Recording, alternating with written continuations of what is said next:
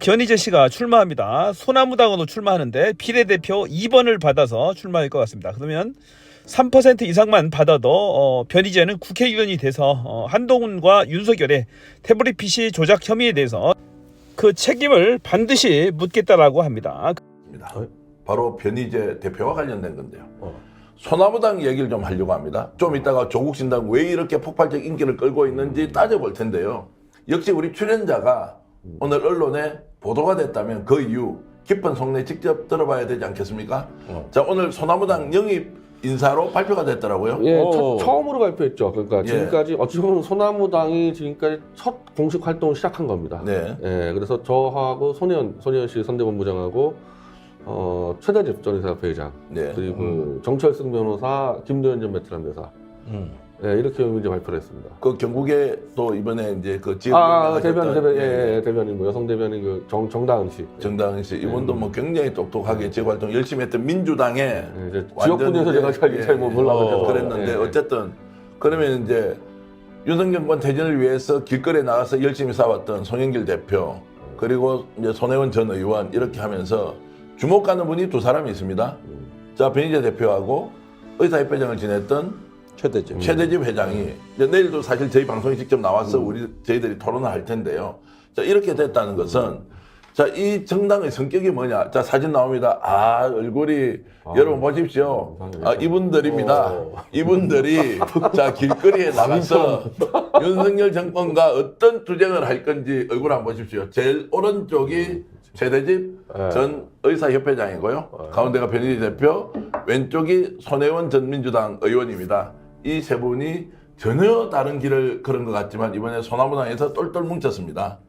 근데 사실은 제가 오늘 기자들한테 그랬는데 이게 저희가 윤석열 정권 출범하자마자 저하고 김종민, 안진걸이 정권 퇴진 투쟁을 시작했단 말이에요. 출범하자마자 시작했습니다. 그래서 2년을 한 거예요. 2년을.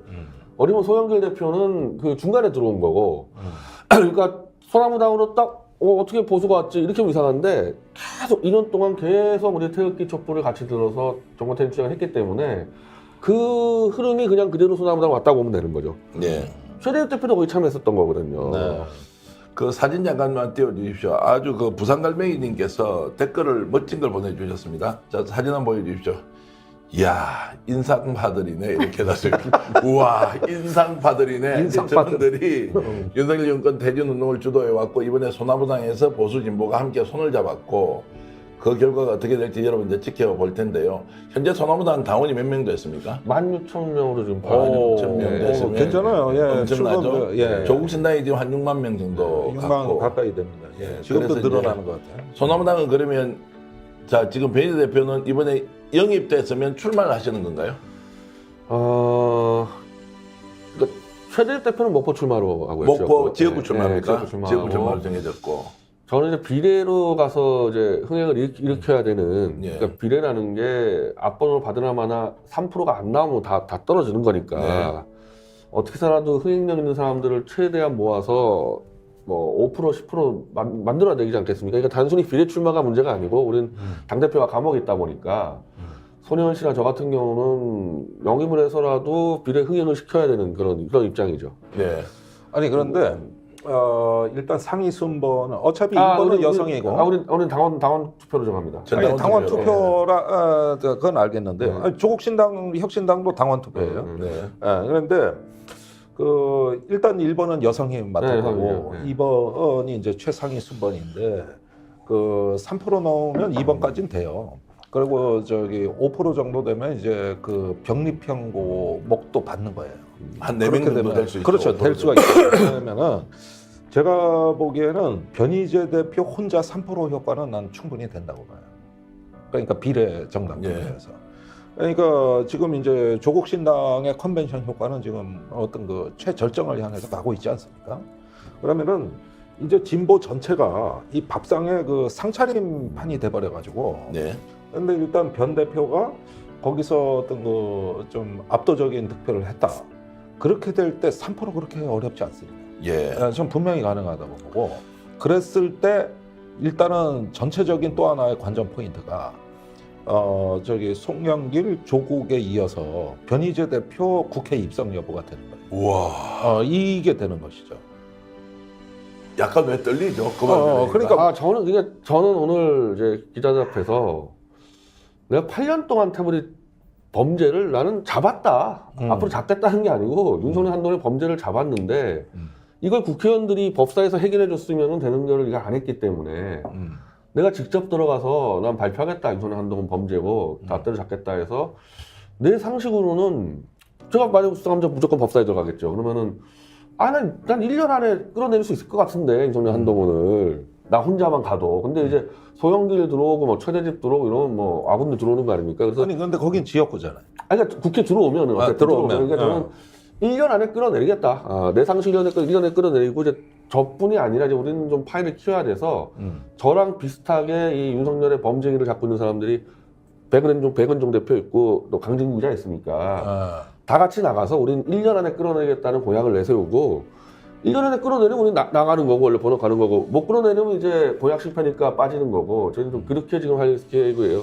뭐 일단 생각보다 매우 강력한데 지금 가만히 있어. 강력하게 조국 신당 이렇게 있잖아요. 조국 신당은 3년 너무 길다 하고 답이 없어요. 예. 우리는 1년 안에 끌어내는 거를 공약으로 내세우고 가겠다는 거죠. 자, 그러니 이제 선명선 논쟁을 하다는 거는 이제 좋다 이렇게 말씀을 좀 드리고요. 근데 지금 댓글로 계속 질문이 올라와요. 노임변호사 조국 좀 혁신당 또 노임변호사 소나무당 가라고 그 민주당 가지 말고 얘 가서 제대로 싸워라 이렇게 계속 올라왔어. 말 돼. 그 다음 질문은 종대형 어떻게 할 건지 빨리 결판 봐라. 저기다 일찍 버려야 한다 이런 이야기도 있고요. 난리입니다. 여기서 윤석열 끌어내는 무기를 갖고 있는 사람, 무기 가진 사람은 좀 들어왔으면 좋겠어요. 아니 그러니까 내가 대체로 보니까 이제 조국 혁신당이 저 전략 폭격기라면 예. 여기는 미사일이란 말이야. 우리 삼축 체계로 가자 이거야. 내 얘기는 삼축 체계. 무기는 다양해야 되는 거거든요. 그러니까 이제 태블릿 PC와 이제 그 윤석열 한동훈에 대한 정밀 타격 부대고 저 조국 혁신당은 뭐냐면은 이 벌떼 전략으로 해가지고 떼거지로 이렇게 해가지고 에워싸는 일종의 어떤 뭐 특수전 전략 같은 거라고. 여기는 그런 부대가 아니요.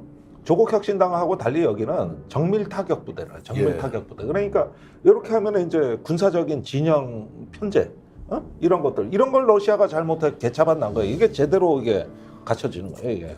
전략 폭격기입니까? 아니면은 정말 길바닥에서 육박전하는 육박전의 일종의 단체전을 주도하는 아니 그런 건 민주당이 하라 그러고 지역에 다 가서 모든 지역 안에 가서 보병전을 하고 이제 이렇게 신당은 특수전을 해야죠. 특수전을 해야 되니까 조국 신당이 전략 폭격기하고 여기가 미사일 하면은 이제 죽이 맞지 뭘 생존성도 높고. 자, 금복주님께서는 송영길당 좋다 이렇게 해주셨고요. 그리고 한아자님께서는 김종대 노인 소나무당 가세요 짝짝짝 올려주셨고 진달래님은 변희재 뚝심 화이팅. 자, 소나무당에서 3% 득표율만 가져오면 비례대표 2석 이상을 가져올 수 있으니까 아마도 변희재 씨는 국회의원이 될 수 있을 것 같아요. 변희재 씨가 국회의원이 되면 참 볼만할 것 같아요. 한동훈과의 싸움, 윤석열 대통령에 대한 공격, 정말로 흥미진진할 것 같은데요. 원래 변희재 씨는 극우 보수 인사였죠. 보수 인사였는데 좌우 합작 윤석열 퇴진 집회하면서 이 송영길 대표하고 좀 친하게 교분을 좀 쌓았어요. 그러면서 이 송영길 대표가 저술했던 책 10여 권을 읽고서 송영길 대표의 그 인품이라든지 그 지식에 반해서 아마도 송영길 대표 대통령 만들기를 작정을 한 것 같습니다. 그래서 책까지 저술했다고 하잖아요. 호남 대통령론 해가지고 책까지 저술했다고 하네요. 송영길 대표는 아마도 광주 서구에서 출마를 한다고 합니다. 이 광주 전남 지역은 특별히 민주당하고 겹치지 않으니까 상관없을 거예요. 누가 당선되든지 간에 경쟁력 있는 후보가 당선되면 되겠죠. 어차피 국힘 후보는 당선되기 힘듭니다. 동시에 양쪽에서 출마를 하더라도 국힘 후보는 당선이 힘들기 때문에 상관이 없어요.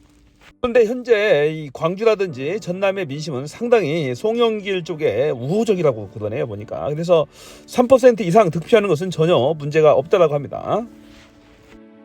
자, 여러분은 본 동영상을 어떻게 보셨나요? 자, 변희재의 국회의원 출마에 대한 여러분의 생각을 듣고 싶습니다. 완전히 전향을 해서 이제 우리 쪽 사람이다. 아니면 잠시 국회의원이 되기 위해서 잠시 변장수를 한 것이다. 이런 의견도 있을 수 있겠고요. 아니면 뭐 윤석열 탄핵, 윤석열, 김건희, 한동훈 심판을 위해서라면 어떤 세력과도 손잡을 수 있다. 여러분들의 솔직한 생각을 댓글로 남겨주세요. 그러면 본통 영상을 많은 국민들께서 시청하실 수 있답니다. 고맙습니다. 저는 피었습니다. 다음 시간에 뵙겠습니다.